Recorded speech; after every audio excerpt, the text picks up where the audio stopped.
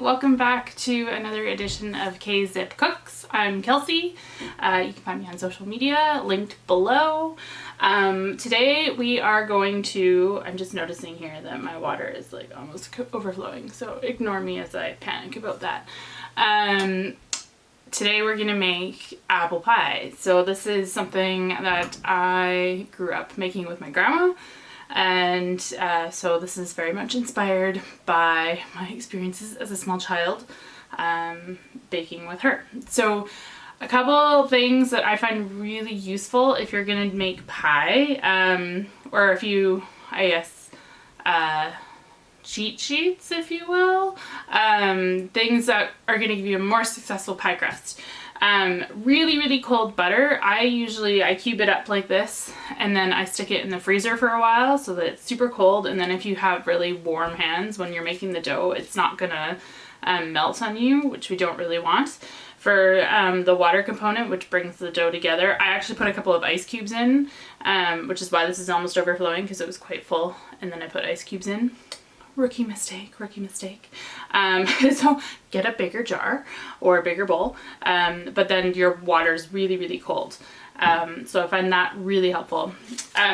For me, I am one of those people that has a hard time kind of visualizing, is my round thing big enough? Will it actually cover my pie plate? I have here let's see if you can see it. It's a pastry sheet, and it's great because it has the tart size, which is 6 inches, and it has all the different sizes of pies. So you can like throw your dough in the middle and roll it out so it's just the right size. So that's a great thing to have. It also has like some fun little measuring things, and it also has recipes as well. So if you're like, Kelsey, I don't like your recipe, I want to do my own thing, this comes with recipes as well. So that's kind of fun. So I highly recommend these. They're not that expensive. You can get them at places like Canadian Tire if you're in Canada, Bed Bath & Beyond, I would assume any kind of like cooking influenced store. You should be able to find them, no problem. But they are amazing. Also, it makes cleanup way easier. You don't have to scrape dough off of your counter surface.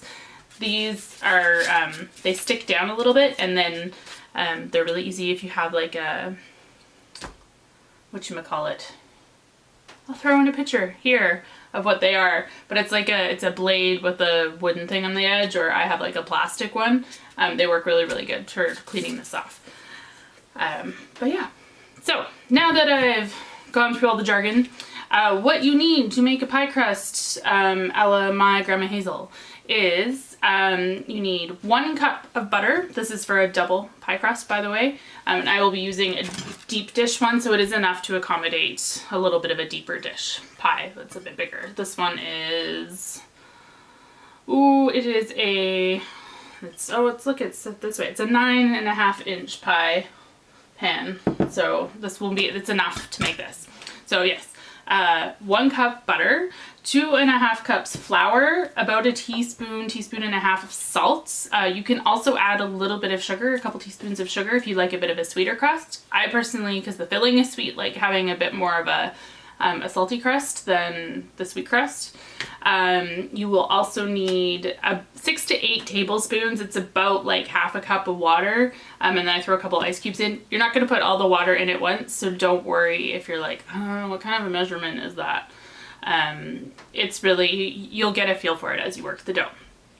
For the filling, for pie, prefer to use Granny Smith and Golden Delicious. I use usually about a 50/50 ratio. They don't go mushy like a Macintosh does when you bake them. They still hold a little bit more structure, so I really like them for that. It doesn't turn to applesauce in your pie. It turns to like, you can still see all the slices, which I really like. Today I didn't have as many Granny Smiths as I would like, because we are in the quarantine time. So I had some Granny Smiths, and I had some ambrosia. I haven't actually tried ambrosia before, so this will be an experiment. And my darling husband, shout out to you, hun. He was very nice and cut them all up for me. It looks like a lot. I have 10 apples total here. They were a bit smaller. I like to heap my pie because they all kind of compress when they bake. But we chopped them up and peeled them and stuff ahead of time. If you are someone who gets irked by the fact that they will change color because they've been sitting out for a while, just throw some lemon juice on them and that will help. But yeah, anywhere is like from about eight apples, like kind of medium-sized apples, will give you a really nice full apple pie. And then what I like to do, which I will do shortly, is to make my filling a little bit more. This one is not a cooked filling. Oftentimes apple pies have cooked fillings. This one does not. I put on about a half a cup of sugar, 2 teaspoons of cinnamon, and 1/3 cup of flour, and that just kind of gives it a little bit more structure. So, but that's all the stuff I think you need. You'll need a rolling pin, of course, as well for rolling stuff out. It is pie, and we are making it from scratch after all. Yeah, I think that's it. If I forgot anything, it'll be in the notes. And after that very long introduction, if you are still here, we're going to start with our flour. And then I'm going to add my salt. As I said, you can throw in some sugar as well if you like a bit of a sweeter crust. Recommendations, if you have rings or anything on, lose those. I'm going to lose my watch because things can get messy. Pro tip for nail polish, if you like wearing nail polish like I do, make sure you've wrapped the tips. I don't have very long nails right now, but if you wrap the tips underneath with like some clear nail polish, you're less likely to have your nail polish chip off when you're making your dough. Or you can use rubber gloves as well as a thing, but I like to get my hands in there. So we're gonna start by throwing my frozen cubes of butter in, and we're gonna work that until we get a nice fine kind of crumble texture. So you're gonna it's gonna take a little bit of working, especially because I've frozen them, but as I said, it's gonna actually work much better for your pie texture, for your crust texture. It's gonna be a lot more flaky, which is what we want. And maybe put them in the freezer a little bit too long. They're very, very frozen. I usually put them in for about 20 minutes, half an hour before I'm ready to use them. But we prepped all the apples after I put them in the freezer, so. But the goal is you want your dough to stay as cold as possible so that your butter doesn't melt when you're working with it. This gives you a much flakier crust. And I will mention too, I have my oven preheating to 425. I like to cook it at a really hot temperature to start, just to get the crust nice and browned.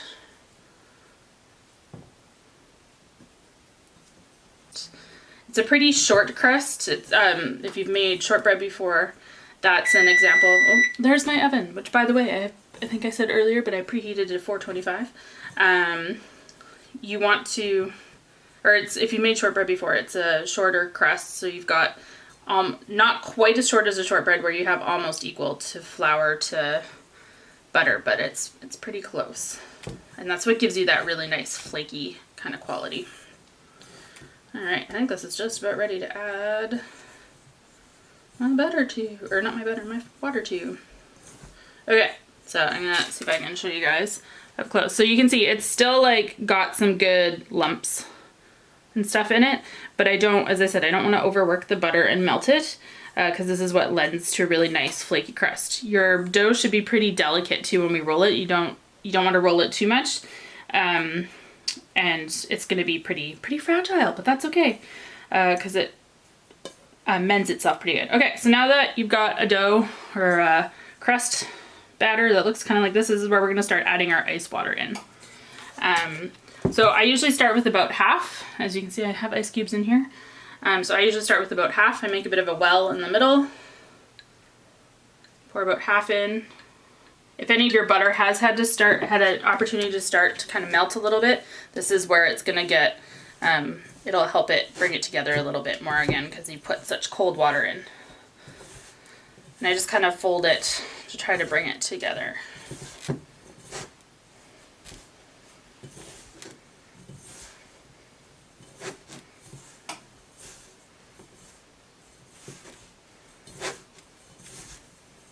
Yep, definitely gonna need some more.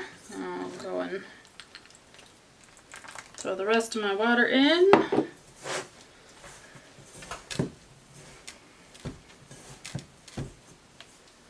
And it should be a fairly sticky, shaggy dough. And that's okay, because we use lots of flour and stuff when we roll it out. Whoopsie, and I'm throwing it all over the place already. As you can tell by my hands though, this is why you don't really want to have like rings and things on, because you'll be spending the next week trying to uncake it from your rings.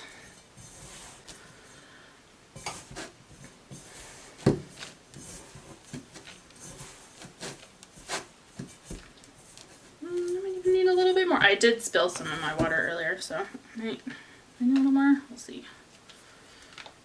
Actually, it might be okay. So it's not the prettiest looking dough. I will forewarn you that. I'm going to take about half of it. I might add a little bit more water to what I've left there, but we're going to do that for now. Let me put a little bit more of this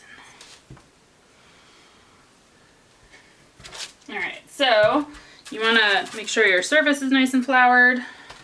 I'm going to just give this a couple kneads to bring it together a little bit more.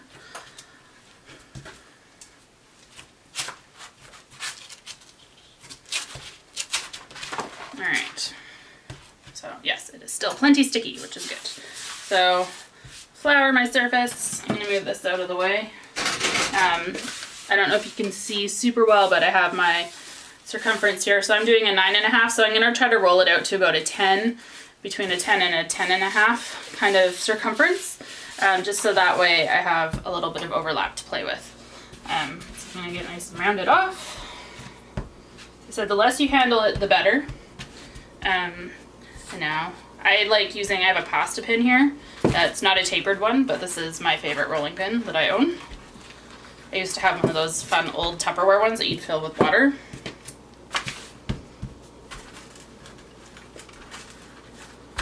Your dough will probably bounce back just a little bit.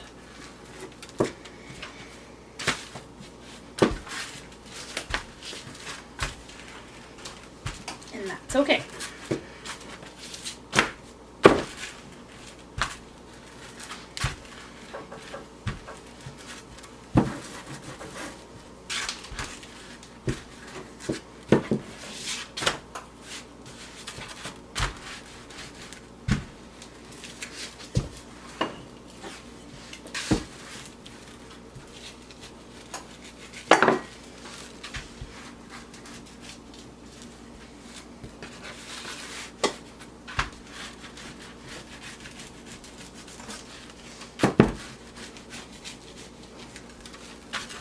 If you're having trouble stretching, if you find it springs a lot, you can hold your hand at one end and then roll.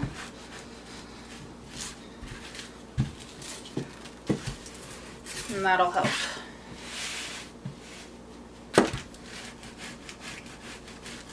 Almost there. Give it one more rotation and do the same thing again. I think we're in the wheelhouse for sure. Also, if you have leftover pie dough, there's something that we used to make all the time when we were kids called roasty cats in my grandparents' place. Don't worry, there's no cats involved. But any leftover pie dough that you have, you just bake. You can throw cinnamon on it, you can throw jam on it, and if you bake it at that 425 until it puffs up, it's delicious. It is delicious. Alright, so this should be plenty big enough, so I'm going to grab my...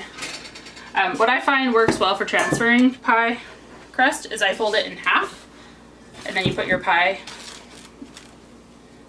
plate there, and then just drag it on and fold it over like so.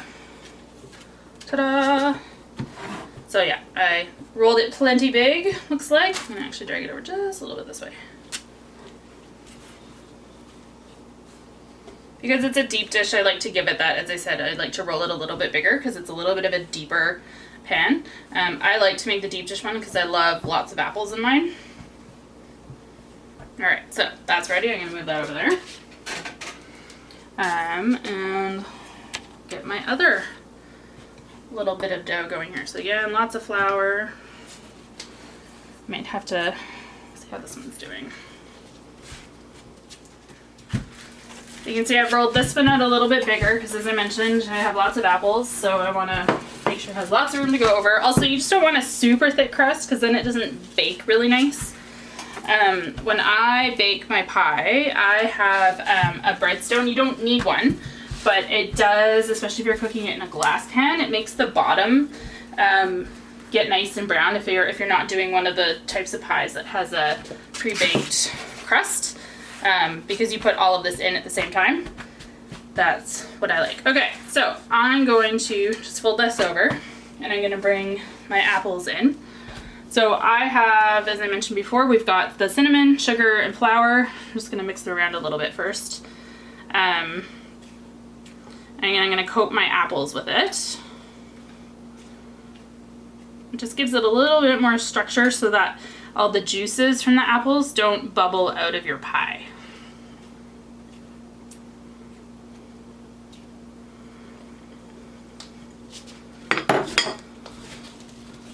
It's like a little bit of a thickener almost. You just want to make sure all your apples are nice and coated. And if you do chop up your apples ahead of time like I do recommend the lemon juice is really good because it actually brightens up the flavor of your apples just a little bit. And because you're going to put a little bit of sugar on them anyways, it's not like you're making a sour pie. So these all look good and coated. And if you have a particularly sweet batch of apples, you might want to use a little bit less sugar. And that's totally fine as well. You just kind of play it to your taste. Alright, so I'm going to bring back my pie shell. And we're going to just get all these apples in here. As I said, it's a lot of apples, but it's so worth it because they do bake down. And then when you cut your apple pie later, it will have a really thick piece of, whoops, I'm dropping apples on the floor. And everything must be musical. Yeah, you just kind of press them in a little bit so that they're nice and firmly packed in there. Now, I don't know if this is something that most professional pie bakers do. I'm not professional by any means, but this is what Grandma always did, so I'm gonna do it. So I'm just gonna take little lumps of butter, and real butter, people, real butter, and you just place them on the top in different places. It's gonna make your filling really tasty. It makes, you get little fun little, I don't know, it makes the crust look really pretty as well. It's like so much for being a healthy pie.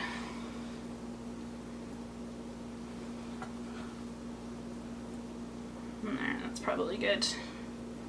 Ta-da! Alright, I'm gonna wash my hands and then I'll be right back.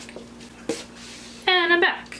Alright, so we're gonna now move our top crust on. Make sure that that lines up okay. We're gonna go like that. And you're done. No, you're not done. You still have work to do, people. Stick with it. I apparently still have butter on my fingers. I don't know how that happened. I'm gonna take some more of this ice water that I have here. You hear my ice cubes? And I'm gonna go all the way around the edge like this. And just put lots of water on and then kind of press into place my top layer. If you have a pastry brush, you can do that too. It's funny because a lot of things I use pastry brushes for, but for whatever reason when it comes to making pie, I think it might just be like a nostalgia thing. Like this is what I always did with Grandma, so I have to do it the way Grandma did it.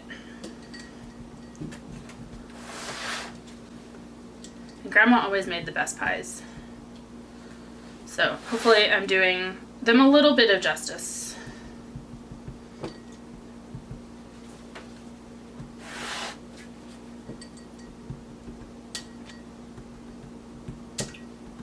Alright, so we've got that all the way around. Now I'm going to grab a fork, very technical item, and you're just going to go and you're going to crimp all the way around the edge. Just to push into place all of that stuff we've already done.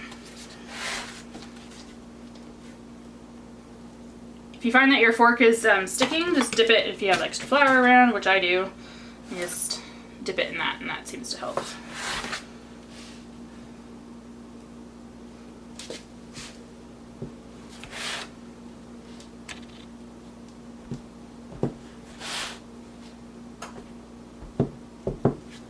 Be careful when you're pressing too that you don't want to poke a hole into here. Was the apples kind of release their juices as they cook, it'll tend to bubble out here if you have any punctures. So we don't want to put punctures there. I will show you where we're going to put punctures in a second. But that's not the spot. Don't put them there, is my advice, unless you want a messy stove. If you're worried that your pie is going to bubble over too, what you might want to do is put foil on the rack underneath it. Something like that. That helps as well. All right, I'm going to grab... I need a knife. I was totally not prepared today. And you're just going to go and cut all the way around now. So all this extra dough that I'm getting right now are perfect for roasted cats.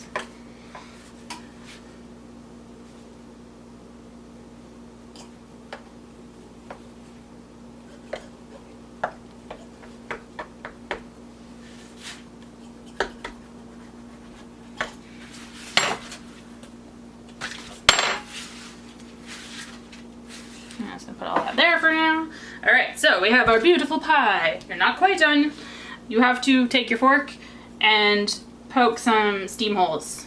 As I said, don't go too far down. You want to go on like the highest points of your pie. If you go too far down, what happens is as it bubbles, it's gonna just seep out of the sides, whereas this way it will contain it all. That's another reason why we put a little bit of flour in that filling as well. All right, so it is ready to go in the oven. So as I said, we're gonna start it at 425. You start at a hot temperature. It's gonna make this all nice and brown, and then we're gonna lower it. So you're gonna do about 20 minutes at 425, and then we're gonna lower it down to 350 for another 40 minutes or so. So I'm gonna put this beauty in the oven. Now it's time for roasted cats. Remember, no cats are harmed in this. Ideally, you don't wanna roll your dough too much, so I kinda take some of the pieces from the side like this that have already been kind of rolled out and get a sense of how thick they are. These I don't even think I need to roll again, to be honest. I'm just gonna break them up. They look weird. I don't know why they're called roasted cats. I like them just like this. As I said, you can put cinnamon on them. When I was a kid, especially, we used to, this one gets a little bit thick. When I was a kid, we used to often put like jam on them and roll them up like little cinnamon buns, so you can totally do that as well. But they are delicious. I don't know why this is a thing that we did as a kid, but I have continued it as an adult. Every time I make pie, there is roasted cats. Also, then you don't waste the pie dough. My nieces and nephews enjoy them, or have in past, or at least they lie to me and tell me that they enjoy them, so I'll take that. I think I might have enough room for another cookie tray worth. I'm gonna have roasted cats for days. You know what? I think I'm gonna do... Okay, we're gonna do one tray of normal ones. And you can, if you want them to look really nice, you can roll them out and use a cookie cutter.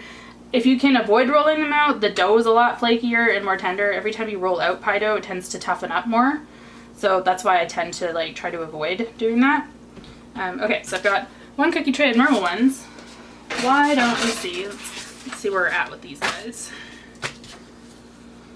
So some of them will be a little bit thick, so you'll want to roll them a little bit because you've got the double thickness of the pie crust. But you know what? Let's have a little bit of fun. Why not? What do I have that's accessible? Not a lot. We're gonna try something. I'll be right back.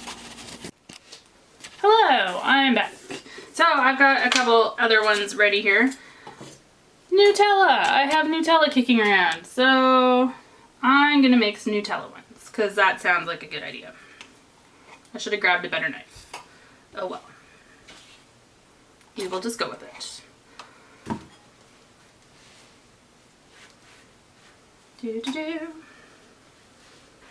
So what are you guys all doing? What are you baking? I've been seeing so much on Instagram. A lot of people have been baking like bread and stuff like that, which I think is awesome. I'm totally getting a better knife. This is not working. Better yet, a spoon. Yeah, I've been seeing lots of bread, lots of sourdoughs. I've had a lot of people be like, I don't have yeast, what can I do? There's lots of good tutorials actually for making yeast without having yeast. You can just make it with like dried fruit, or if you have honey and then flour and stuff, that works really well. Alright, this one's a Nutella one, in case you can't tell. I'm gonna roll this one up in half. Actually, I'll roll it in fourths. Oops. Yum.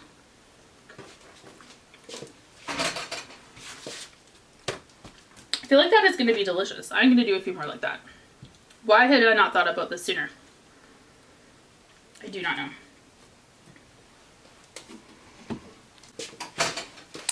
So yeah, I would do those. Put them in when you put your pie in at 425. They take probably like 10 minutes. The ones I've just done where I folded a few times might take the full 20. You just have to check on them when the edges start to get nice and brown and puffy. Then you know you're good to go. So we'll see you back here in a bit. And welcome back. So we've got our pie out of the oven now and all of our roasted cats.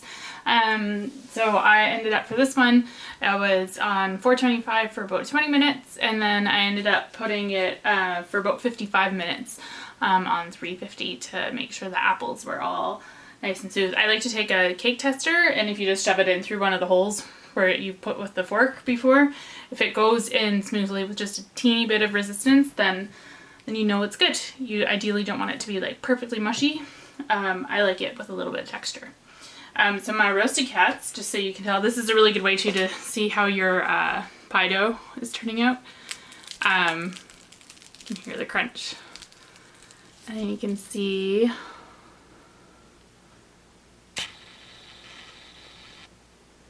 how flaky it is. It's so tasty. So I'm not going to cut into the pie because we are taking that over to deposit as an Easter gift for my in-laws, but I'm going to enjoy some of these. So thanks for tuning in. Oh, those are good. And I will see you guys all next time. Bye.